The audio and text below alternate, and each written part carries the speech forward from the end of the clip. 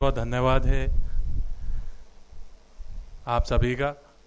और पिछले मंच पे भी ऐसा ही कहा था इन्होंने और मैंने जवाब दिया था, आज भी वही जवाब दूंगा।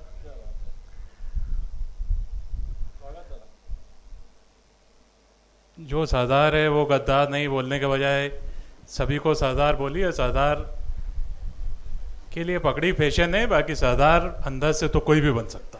जय हो, जय हो, जय हो। अच्छे विचार आपके, बहुत बढ़िया। पुरोहित जी ने मुझसे पूछा था मैं क्या बोलूँगा, वैसे मैं लिख के लाया था, पर शहीदों के ऊपर जब मैंने कविता सुनी तो मुझे लगा कि शहीदों के ऊपर कुछ ना कुछ बोलना चाहिए। स्वागत सिंह साहब। शहीद कभी भी कहीं नहीं जाते, वे कभी मुझ में कभी तुम में है समाते। क्या बात है। कभी राष्ट्रगान में होते और कभी तिरंगे के केसरी रंग में है समाते। वो बात अलग है कि 15 अगस्त और 26 जनवरी के सिवा वो हमें याद नहीं आते। क्या बात है, क्या बात है, बड़ी पंक्ति, बड़ा उनकी तकलीफ को ना कभी समझेंगे हम, वे तो है अपनी तस्वीर में भी मुस्कुराते। कहाँ थे वो और कहाँ तक चलकर आ गए हम, आखिर हम कभी खुद को क्यों नहीं आजमाते।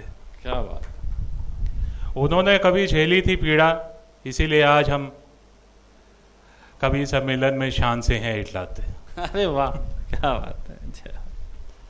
जब कभी याद आए उन शहीदों की, क्यों नहीं उनकी प्रतिमाओं में जाकर हम उनकी प्रतिमा पर उनकी पीठ को अपने हाथ से नहीं सहलाते। क्या बात है, क्या बात है, मर्म है।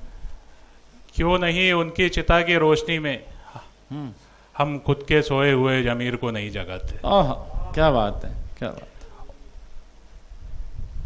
हम बात करते हैं उनकी उन रणबांकुरों की और खुद को कभी नहीं समझाते। जय हो। ये 4-5 पंक्तियां मैंने मीरा और राधा के संवाद पे लिखी थी, स्वागत में। जो शायद कभी हुआ होगा कभी नहीं हुआ होगा, पर इसमें मैं आगे बढ़ नहीं पाया।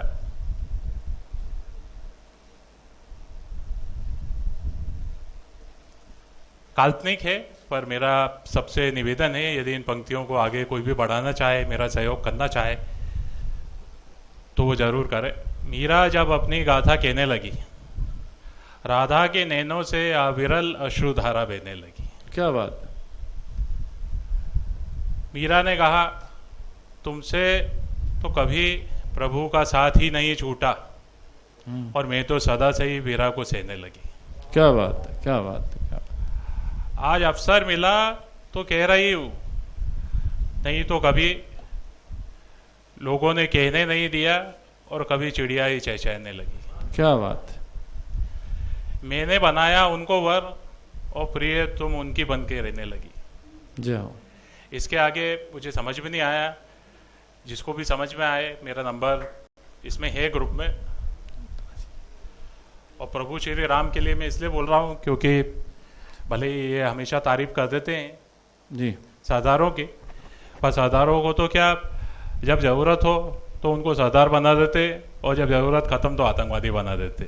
नहीं, ये भी या खालिस्तानी बना देते। ये सदियों मतलब पिछले 70-80 सालों से चला आ रहा है, कोई नई चीज नहीं है। श्री राम के ऊपर मैंने लिखी थी जब वो सागर के किनारे खड़े हैं। स्वागत है। कभी कभी कैसा होता है विधि का विधान, जग को पालने वाले हर दुख को सहारने वाले, सागर किनारे खड़े हैं धनुष पे अपने बाणों को तान। वाह। सब कुछ त्यागने वाले इस जग के रखवाले, क्रोध में सब दया धर्म सब भूल गए करुणा निधान। क्या बात है। ऐसा कहते हैं लोग, राम राम भज दे तू कभी ना होगा परेशान। एक नन्ही सी गिलेरी पर छोड़ी जिन्होंने अपनी पछाप, और कभी ना छोड़े अपने अस्तित्व के निशान। वो आज सागर किनारे सभी जीवों को मारने के लिए खड़े हैं करुणा निधान। अरे वाह वाह वाह वाह वाह।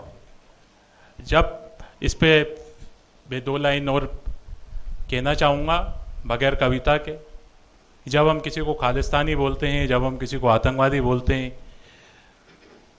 तो उसका प्रेम उस दिशा में बढ़ जाता है। वो भी प्रेमी को मरना आसान नहीं है, चाहे वो आतंकवादी बन के मरना हो, चाहे फौजी बन के मरना हो। क्या बात।